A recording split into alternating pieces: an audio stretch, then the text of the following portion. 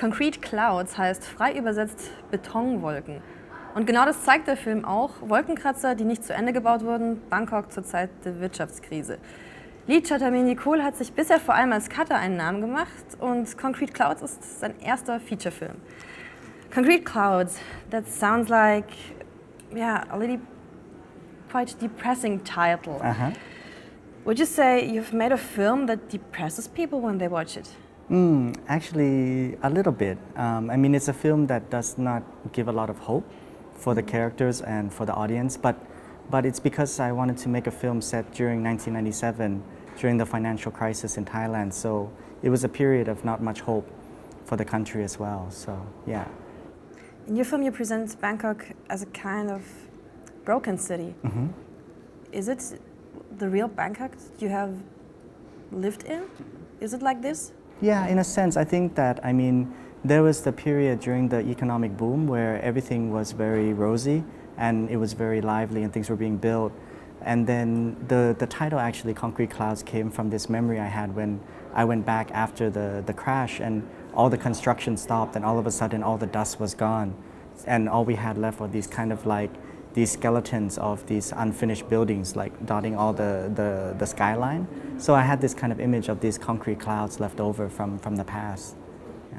One of the main characters of your film is moving back from America to Bangkok, and you did the same. You lived in New York for a couple of years. Is this negative image of Bangkok also due to the positive image you had from cities in America, like New York? No, I don't think so. I think that for me, like, I'm half Thai, half American, and moving back between between Thailand and America, both places kind of feel broken because the character itself feels broken, kind of like split between these two countries. So these memories of the two places, either Thailand or the US, are never complete, and therefore it's always this fractured identity, fractured memories that we have. Yeah. Your film deals with economics, with the economic crisis, but it also deals with love. Would you say that economics and love have a certain relationship? I think so, because in the film, in terms of love, I'm kind of making a comparison between this kind of virtual love or fantasy love that we have based on pop culture and images that we consume, and the reality of love that involves a lot of hard work when we're in a relationship. And I think economics is in the same way.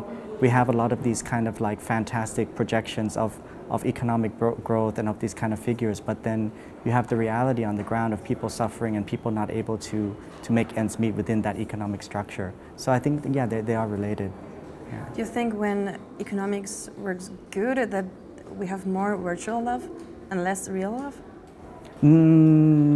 I think that the modern capitalist society creates more virtual love and less real love. I think that the conditions of urban society and capitalist society kind of prevents you from kind of being able to love completely in a real way, yeah. In your film you have two scenes where you create a kind of a karaoke feeling. You play a song, but you also show the lyrics on the screen, and the color of the words changes like in karaoke. Why is this? It's related to this idea of pop culture and how we consume these images. So I wanted actually to create with this film some kind of like a collage between the real images of the narrative of the film and this kind of televised or fantasy images of these karaoke scenes or television commercials, and to kind of separate it as some fantasy of the characters being projected on the screen for the viewers to see. Yeah. You have worked as a cutter very successfully. You think you direct differently because you have such a great experience as a cutter? A little bit. I mean, I think that experience editing helped when I was directing and helped when I was editing the film. But one thing I tried to do when I was shooting was to not think as an editor. I tried to think as a director, so I worked with the actors primarily, and I let my cinematographer have a lot of freedom with the camera movement, with the shot selection, and we didn't do a storyboard. So I tried to allow as much freedom and to shoot kind of like long master takes from different angles, so that when I'm editing the film, I have to rediscover again what was shot on set, so that I don't have like a set idea of like how to cut 1, 2, 3, 4, something like that. So. Yeah. Great. Yeah. Thank you very much Yeah. for being here. Well, thank you. Glad to be in Munich. So. Wenn ihr mehr Videos sehen wollt vom Filmfest München 2014, dann klickt euch weiter durch unseren YouTube-Channel, gebt uns einen Daumen hoch, wenn es euch gefallen hat und liked uns auf Facebook. Bis dann!